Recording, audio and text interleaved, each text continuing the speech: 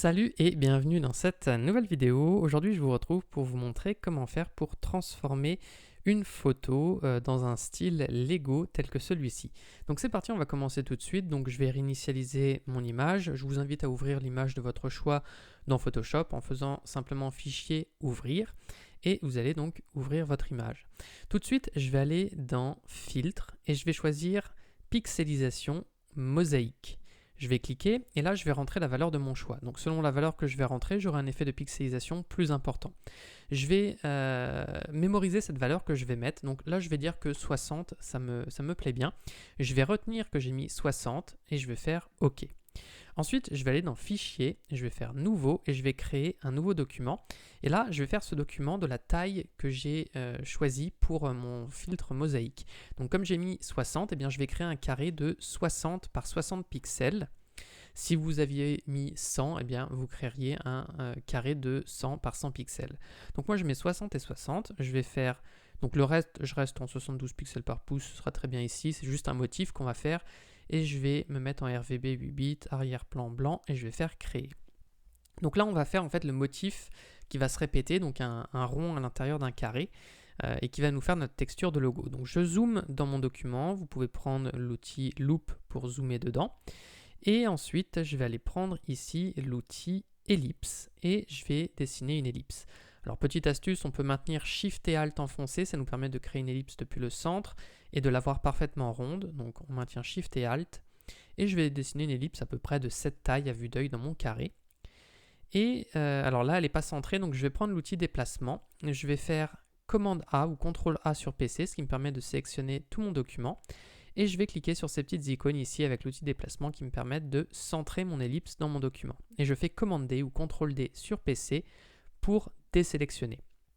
Ensuite, je vais aller ici dans les options de fusion. Je vais commencer par choisir incrustation couleur. Je vais me mettre, donc là on a plusieurs couleurs, je vais me mettre en blanc. Je vais faire OK, donc là on ne voit plus rien parce qu'évidemment je suis en blanc sur fond blanc. Je vais mettre une ombre interne, alors je vais cliquer ici. Au niveau de la couleur, donc on va se mettre sur du noir en mode produit. Je vais mettre l'opacité à 80%. Après, selon la taille que vous mettrez, vous aurez un rendu différent. Donc, vous pourrez tester différents types de rendus pour avoir un Lego assez différent. Je vais me mettre sur une distance ici de 0, maigri 0, et je vais mettre 1 pixel. Évidemment, si vous faites un carré différent du mien, c'est-à-dire qu'il fait 100 pixels par 100 pixels au lieu de 60, vous aurez une ellipse un peu plus grande. Vous pourrez réajuster ces paramètres à vue d'œil. Ici, je laisse l'angle à 90 et ce sera bon. Et je vais mettre également une ombre portée. Alors, l'ombre portée, pareil, je me mets en produit, en noir. Je vais faire OK. Là, l'opacité, je vais me mettre, allez, on va dire à 45% à peu près. On va dire que la distance, on est à 4 pixels et pas de grossi. Et la taille à 5 pixels. Je suis en train de regarder, je vais peut-être mettre juste ça à 90 ici. Donc l'ombre interne, je vais la renforcer un tout petit peu en termes d'opacité et je vais appuyer sur OK. Ensuite, je vais déverrouiller mon calque d'arrière-plan et je vais tout simplement aller dans les options de fusion du calque d'arrière-plan et je vais lui choisir une ombre interne. Je clique et donc vous voyez, ça me fait une petite ombre ici. Je peux à la limite la mettre peut-être à 100%, on va faire quelque chose comme ça. Je vais faire OK et donc ça me permet d'avoir une ombre sur mon carré en fait. Et donc une fois que j'ai ça, je vais aller dans Édition et je vais choisir Utiliser comme motif. Je vais l'appeler motif Lego. Hop là, et j'appuie sur OK pour valider. Ou j'appuie sur Entrée.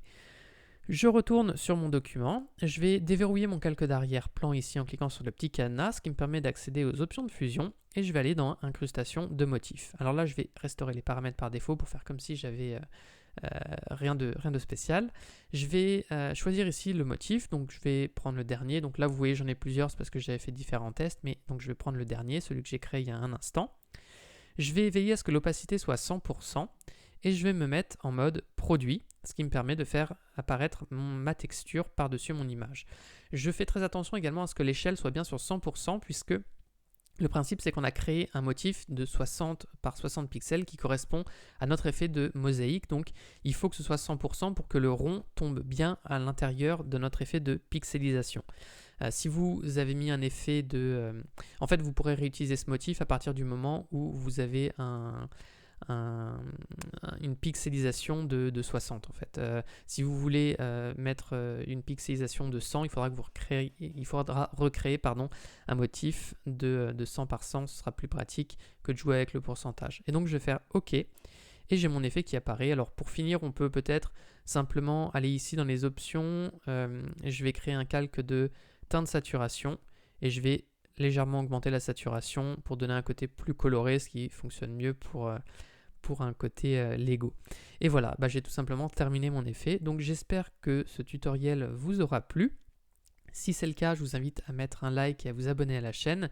Et j'en profite aussi pour vous dire que j'ai créé une formation offerte pour vous aider à débuter sur Photoshop. Il y a 3 heures de formation, vous pouvez y accéder gratuitement, simplement en cliquant sur le lien qui est dans la description. Sur ce, moi je vous dis à bientôt pour une prochaine vidéo.